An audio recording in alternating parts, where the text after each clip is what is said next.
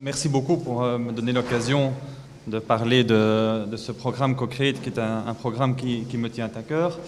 L'intention, effectivement, de cette présentation est de vous parler des objectifs de cet appel et du pourquoi nous avons mis en place un appel tel que l'appel Co-Create. Ça me semblait tout d'abord important de recontextualiser un petit peu Innoveris et comprendre évidemment dans quel cadre cet appel Co-Create, ce programme Co-Create s'installe. Innoveris, c'est une administration de la région bruxelloise. Donc nous dépendons d'un cabinet ministériel qui est le cabinet de la secrétaire d'État Fadila Al-Hanan, responsable de la recherche scientifique, et donc qui fait partie du gouvernement de la région bruxelloise. Petite région dans un petit pays, mais gouvernement qui se dit que soutenir la recherche et l'innovation, ça contribue au bien-être de Bruxelles et des Bruxellois. Et donc en gros, qu'est-ce que fait Innoveris? Eh bien, nous exécutons en quelque sorte cette politique-là en fournissant des subsides pour soutenir des projets de recherche innovants. Et donc ça cadre un petit peu par rapport à tout ce qu'on a dit jusqu'à présent. Tout ce dont je vais parler s'inscrit dans ce contexte-là et dans cette mission-là, en termes d'initiatives, de projets qu'on peut faire. On reste, pour nous en tout cas, dans cette dimension liée à la recherche et à l'innovation. Alors, pour faire ça, sans rentrer du tout dans les détails, il y a toute une série d'actions, d'appels à projets qui sont là pour financer ce type de projet-là.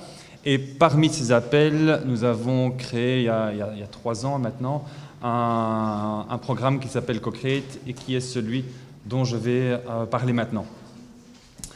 Alors, au début, on essayait de définir un petit peu c'est quoi Co-Create, c'est quoi la co-création. On avait parlé tout à l'heure de la définition de l'innovation sociale. Très vite, on s'est rendu compte que c'était un petit peu efficace de passer du temps à essayer de définir ce qu'est Co-Create et la co-création. Pourquoi? Parce que tout d'abord, il ne faut pas oublier que Co-Create, on n'a pas fait toute une revue de la littérature et plein de discussions pour se dire quel nom on va choisir pour ce programme-là. Ça s'est fait vraiment entre deux portes dans le couloir d'Innoveris. Tiens, qu'est-ce qu'on ferait comme nom pour cet appel? Tiens, Co-Create, ce serait bien. Ben oui, ça sonne bien, on fait comme ça. Alors après, si on commence à discuter c'est quoi Co-Create, etc., on risque de faire plein d'extrapolations sur finalement une réalité qui n'était pas là, qui était simplement d'utiliser un nom qui sonnait bien. Et ensuite, parce que beaucoup de projets ont été un peu piégés par cette quête de définition, où finalement on était en train d'essayer de réfléchir 1001 fois sur ce qu'était la co-création, est-ce qu'on faisait bien de la co-création, etc. Et donc si on veut savoir si on fait bien de la co-création, c'est quoi la co-création? Et donc on tourne un petit peu en rond. Donc moi j'avais envie de réexpliquer pourquoi on a mis sur pied une action comme Co-Create. Et finalement, c'est un petit peu pour faire tout ce dont on a parlé jusqu'à présent dans notre domaine de compétences à Innoveris. Alors il faut savoir que la démarche est vraiment une démarche et une construction critique, c'est-à-dire qu'elle s'est basée sur une critique de ce que nous observions.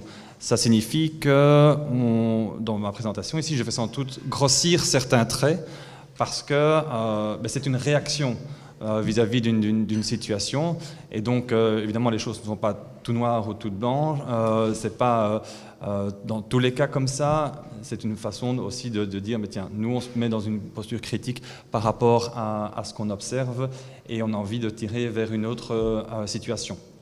Alors, il y a tout d'abord une critique vraiment que je dirais pragmatique, c'est-à-dire qu'on était en train de constater, et on constate encore toujours, que plein de projets sont financés. Il y a une accumulation incroyable de connaissances, particulièrement sur les situations sociales, les situations de la région bruxelloise, comment les choses peuvent être mieux gérées, etc. On a financé ça pendant des années, il y a plein de projets. Et aujourd'hui, quand on fait les appels à projets, on retrouve encore les mêmes questions ou les mêmes sujets où on va encore produire de la connaissance, on se pose encore des questions. Et c'est clair, c'est normal qu'on se pose encore des questions. Mais cette connaissance est un peu en train de s'accumuler parce que d'un autre côté, on voit très peu finalement l'usage de ces connaissances. Comment elles sont utilisées finalement? On connaît plein de choses, on a déjà toute une série de réponses par rapport au développement de la région, et finalement, il n'y a pas encore grand-chose qui change. On reste quand même fort dans les mêmes paradigmes. Et donc, comment on peut essayer de répondre à cette amplification de l'usage et de l'impact tangible des connaissances qui existent déjà aujourd'hui? Et puis après, on constate aussi que beaucoup de projets de recherche restent un petit peu, comme je dirais, au bord de la piscine. C'est-à-dire, on reste fort dans une vue superficielle. Alors c'est très bien, c'est superficiel, pas du tout de manière péjorative, mais on reste vraiment à ce niveau-là, au niveau de la surface. On va faire des études, des cartographies, on va faire des analyses, et on a difficile un petit peu dans le monde de la recherche à vraiment plonger dans l'eau et rentrer dans le feu de l'action. Ce qui, à mon avis, contribue aussi au fait qu'il y ait quand même encore peu d'usage des connaissances. Donc voilà, une première critique pragmatique abordée dans l'approche Co-Create. Et donc l'idée, évidemment, est déjà de dire, essayons avec Co-Create de sortir de nos bureaux, sortir de nos laboratoires, quand on fait de la recherche ou de l'innovation, de sortir de notre garage et d'aller voir vraiment dehors ce qui se passe dans la réalité. Et donc c'est vraiment partir en exploration qu'on souhaite faire dans Co-Create. Et partir en exploration, c'est vraiment imaginer des futurs possibles, avoir des idées, se poser des questions, et se dire, ces questions-là, on ne va pas faire que les imaginer dans un atelier de co-création autour d'une table. On va vraiment essayer de les expérimenter, de les explorer dans le réel. Et donc cette dimension du réel est vraiment importante dans l'action Co-Create. Elle vise vraiment à expérimenter cette réalité. Et c'est pour ça que ce que l'on recherche dans cette action-là, c'est à avoir des rues en expérience, des quartiers en expérience, ça peut être un jardin en expérience. Enfin, bref, c'est la réalité en expérience. Ce qui fait un petit peu le lien avec ce dont on entend souvent parler derrière le terme de Living Lab, mais qui est un terme qui est utilisé de manière vraiment très diverse et des fois pas toujours dans la manière dont nous voulons le concevoir dans la co-création, puisqu'on peut faire pour certains du Living Lab simplement en testant quelque chose dans la réalité. Ici, on va aller beaucoup plus loin de la dynamique participative, vous le verrez après, sur l'autre dimension critique qui nous concerne dans Co-Create. Mais donc, il y a vraiment cette notion de réalité et l'idée de vraiment se confronter à la réalité dans sa complexité. Ce qui, en termes de recherche, peut des fois être perturbant parce qu'on va beaucoup plus travailler sur les singularités, les contextes, les particularités, que sur les généralités ou les montées d'échelle, etc. Donc on va essayer beaucoup plus de comprendre et connaître une réalité particulière et d'accepter finalement cette particularité. Ça demande après beaucoup de travail de contextualisation, de décontextualisation. Qu'est-ce qui est propre au système sur lequel on travaille et qu'est-ce qui est moins spécifique à ce système-là. Et donc ça demande vraiment une autre approche. Alors, je donne ici quelques exemples pour montrer cet ancrage dans la réalité de projets qui sont actuellement financés. Il y a par exemple le projet Brusseau qui essaie vraiment dans plusieurs communes de vraiment réfléchir à la gestion de l'eau et de se réapproprier finalement une expertise au niveau de la gestion de l'eau avec des initiatives et des idées très, très concrètes, que ce soit des nouveaux designs, des nouvelles façons de concevoir ne fût-ce que les trottoirs, d'intégrer des rivières urbaines, de travailler sur d'autres systèmes pour éviter l'imperméabilisation, etc. Et donc là, il y a vraiment un ancrage non seulement dans les lieux, les communes, mais avec des initiatives et des idées très concrètes pour voir est-ce qu'on peut penser la gestion de l'eau autrement. Vous avez le projet WIM qui travaille sur le recyclage du matériau bois dans un quartier très spécifique et ça se traduit par la création d'un atelier ouvert sur la rue, on va le dire, qui est là présent sur le lieu. Vous avez le projet Falco qui travaille sur la mixité culturelle dans des initiatives telles que des coopératives de supermarchés durables. Et donc là, vous avez vraiment la Biscope qui est installée, en tout cas l'antenne qui est installée du côté de Saint-Josse, qui est là et on expérimente le projet dans ce lieu. Vous avez le projet Soul qui travaille sur l'intégration logement, agriculture urbaine. Est-ce qu'il y a une compatibilité entre ces deux systèmes? Est-ce que s'il y a des tensions, où elles sont et comment est-ce qu'elles peuvent être réglées? Et donc c'est vraiment là sur le lieu de la ferme du Champ d'Écailles. Le projet SPIN qui fait de l'agriculture urbaine décentralisée en utilisant les jardins privés. Mais de nouveau, ces jardins privés existent vraiment et la recherche se fait à ce niveau-là. Et puis encore un autre exemple qui est le projet SWAT Mobile où on travaille sur le design d'habitats mobiles pour des personnes sans abri. Et voilà, ils sont actuellement vraiment en recherche de lieux pour installer ces dispositifs mobiles et commencer le travail de recherche. Voilà quelques exemples pour montrer cet ancrage sur le terrain, ancrage qui fait encore vraiment l'objet d'une réflexion à Innoviris, c'est comment on peut vraiment encore mieux ancrer les projets sur le terrain. Alors, il y a aussi toute une question qui est relative à qui finalement sont les explorateurs, qui sont les chercheurs. Dans CoCreate, pour nous, tous ceux qui cherchent sont les personnes qui se sentent vraiment concernées par la problématique, mais qui sont aussi prêtes à partir en exploration, c'est-à-dire qui sont prêtes à se lancer un petit peu dans l'aventure. Alors pourquoi on insiste là-dessus? Parce que si vous laissez quelqu'un sur le quai et que vous partez en exploration, vous allez découvrir plein de choses, et puis vous allez revenir, et là il va quand même falloir faire du travail pour déjà convaincre, parler de ce que vous avez découvert. Et puis les gens vont dire oui c'est ça, nous on ne croit pas que tu as découvert ça, ou on ne l'a pas vu, donc on ne peut pas l'expérimenter, ou on va être sceptique, et ça va être tout un travail de conviction. Et puis même ceux qui sont les plus ouverts à votre découverte et qui vont dire oui, peut-être c'est vrai ce que tu me racontes là, il y a moyen de faire autrement les choses. De là à vraiment le faire soi-même et en prendre une décision et dire ok, maintenant on va fonctionner comme ça, c'est encore une autre étape parce qu'il y a des peurs par rapport au changement, donc il y a une dimension liée à la conviction et puis une dimension liée à la volonté de changer. Et donc ces personnes-là risquent vraiment, celles qui n'ont pas voyagé avec vous, elles risquent vraiment de beaucoup hésiter à démarrer et à faire les changements que vous proposez. C'est de nouveau en lien avec cette critique pragmatique de dire peut-être que si elles font le voyage avec vous, elles seront plus prêtes à entamer le changement, ou en tout cas elles seront d'accord que vous avez découvert de nouvelles choses. Alors là de nouveau, il y a toujours une petite réflexion critique sur qu'est-ce qu'on est en train de faire.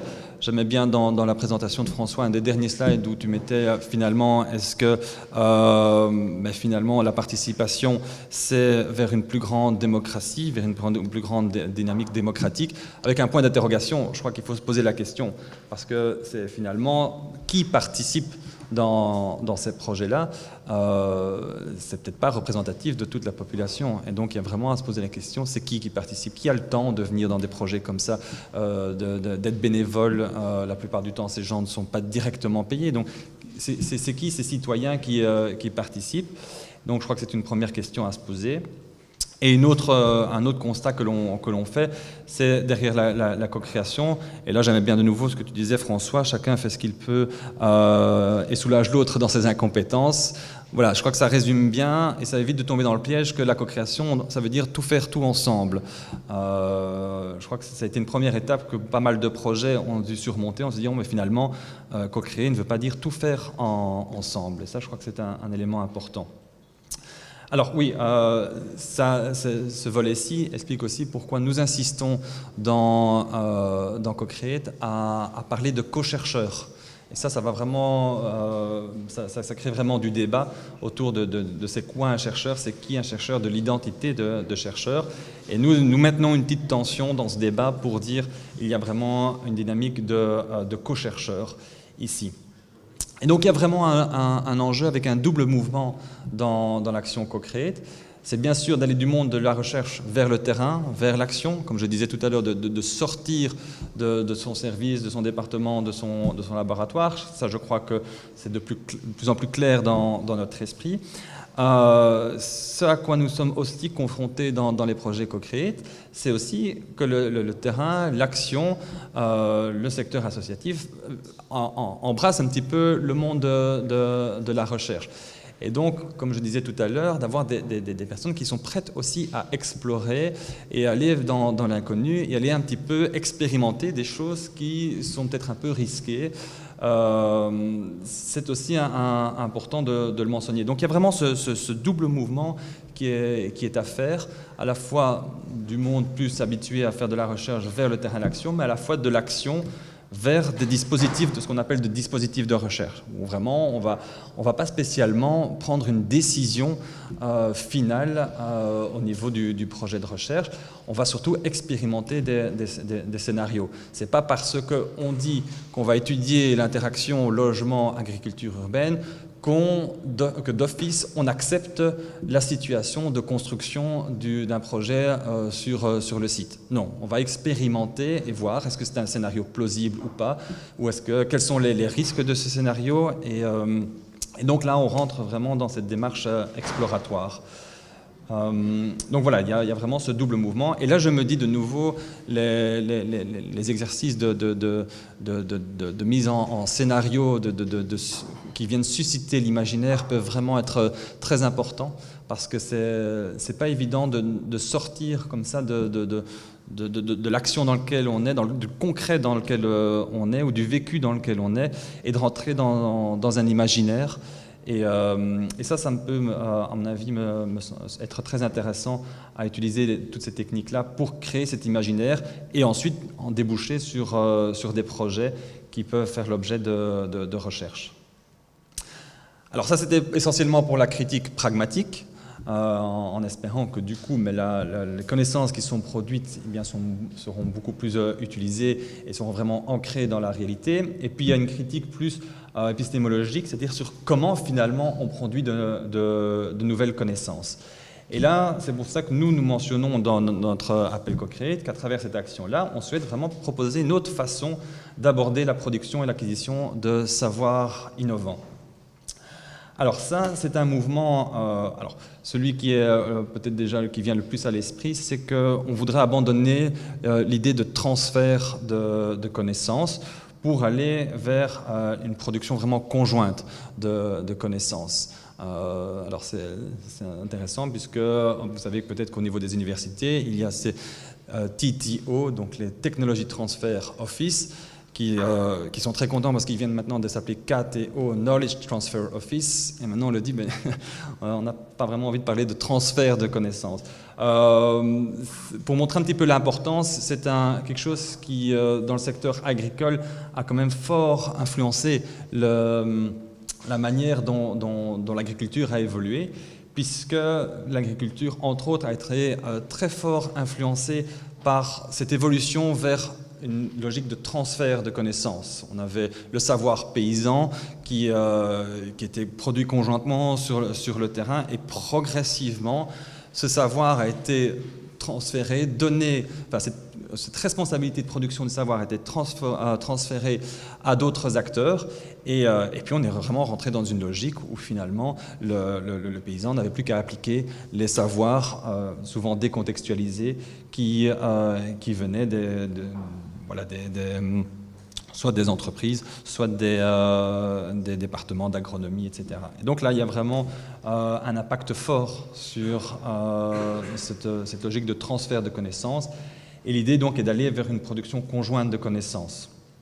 Alors, toujours dans cette approche un peu critique, l'idée est aussi d'évoluer d'une situation un peu expertocratique et un peu concentrée sur la technoscience vers une science beaucoup plus engagée. où on oublie un petit peu les notions d'objectivité ou en tout cas de neutralité de la science. On est vraiment dans une science engagée et puis on travaille vraiment sur la diversité des savoirs et d'expertise. J'aime bien, on commence à entendre parler maintenant d'experts du vécu. Je trouve que voilà, les choses commencent à prendre forme et on reconnaît une expertise dans ce vécu. Et du coup, l'idée évidemment est d'aller vers la transdisciplinarité. Alors, transdisciplinarité dans vraiment cette notion de transdisciplinarité, c'est-à-dire aller au-delà des disciplines. Et donc, il y a les disciplines, on parle beaucoup d'interdisciplinarité entre les disciplines sciences exactes, sciences sociales, entre architecture, enfin toutes ces disciplines qu'on nous enseigne dans une université ou autres écoles. L'idée ici de transdisciplinarité, c'est vraiment d'aller au-delà des disciplines et d'aller se confronter à des mondes où on ne parle pas de discipline. Et là, il faut quand même se rendre compte que cette petite flèche bleue qui parle de ce passage, c'est pas un petit truc, quoi. Il faut savoir que là-dedans, ça fait plusieurs siècles d'histoire dans lequel on se trouve. Si on veut voir en Europe un basculement vers dans l'autre sens, c'est à partir de la chasse aux sorcières, c'est à partir du développement du réductionnisme, du positivisme, donc ça remonte à quelques siècles. Et donc, ça nous oblige à accepter d'avoir un petit peu de réflexivité et d'autocritique par rapport à tout ce qu'on fait, non pas parce qu'il y a un jugement sur nos actes, mais simplement parce qu'on baigne là-dedans depuis des siècles et qu'on a été vraiment formaté là-dessus. Donc voilà, c'est pour ça que c'est important pour moi de dire que c'est une approche critique, mais ce n'est pas une approche de jugement, dire c'est pas bien ou c'est bien. Non, on baigne là-dedans, donc soyons vigilants sur ça, parce que ça fait des siècles qu'on baigne dans une autre façon de concevoir la production des savoirs. Alors, donc il y avait la critique pragmatique, il y avait la critique sur la manière dont on produit les connaissances, et puis plus une critique de finalité. Je crois qu'ici, ça devient un petit peu plus commun, mais on est encore fort dans cette logique que le développement d'une région, c'est le développement économique, l'expansion économique, comme on entend dans ce film.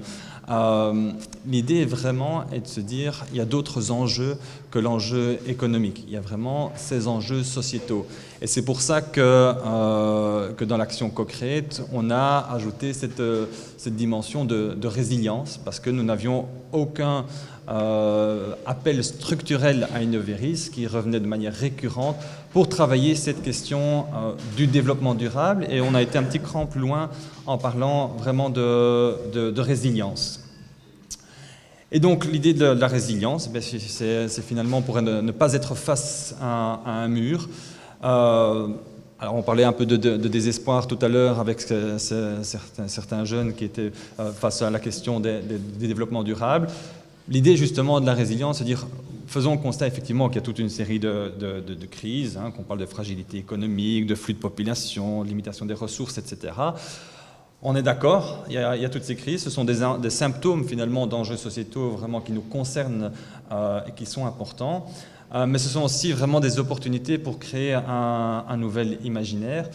Et là, ça va demander quand même de faire un peu plus que mieux. Ça va vraiment nous demander de chercher de tout nouveaux équilibres, de chercher de toutes nouvelles façons de faire. Et donc, en quelque sorte, d'abattre en quelque sorte ce mur et de se dire, finalement, ne soyons pas dans une situation où on a l'impression qu'on désespère parce qu'on est face à un mur. Elles sont là, ces crises, les problèmes sont là, mais prenons le temps de justement rentrer dans un imaginaire. Et de nouveau, je crois qu'un des enjeux pour co-create, pour qu'il y ait cette rencontre entre peut-être le monde de la recherche et le monde citoyen, c'est aussi de voir comment on peut rentrer dans cet imaginaire. J'avoue que pour l'instant, c'est encore un point sur lequel on bloque un petit peu. C'est difficile dans co-create de vraiment rentrer dans cet imaginaire-là. Il y a sans doute parce qu'on est pris par des priorités, des sentiments d'urgence. Ici, l'idée, c'est, ok, mais prenons le temps, on est dans une dynamique, une temporalité de recherche, prenons justement ce temps-là pour se permettre d'imaginer d'autres choses. De nouveau, je me dis peut-être que la dynamique de recherche est propice à ça. On ne doit pas absolument arriver à des décisions in fine ou à des solutions. On est là pour imaginer, explorer, expérimenter et on se donne du temps pour ça. Et donc, toujours par rapport à cette critique de finalité, l'idée, effectivement, par rapport à une logique très technocratique qu'on a eue tant en sciences, mais que du coup on a eu aussi à Innoviris, c'est d'équilibrer un peu la balance en disant il y a d'autres programmes ou d'autres initiatives à soutenir. Et donc il y a bien sûr de la place pour les sciences les sciences techniques, mais peut-être dans une logique plutôt de finalement comment on va faire pour détechnologiser tous les systèmes dans lesquels on se trouve, plutôt que d'avancer vers toujours plus de technologie.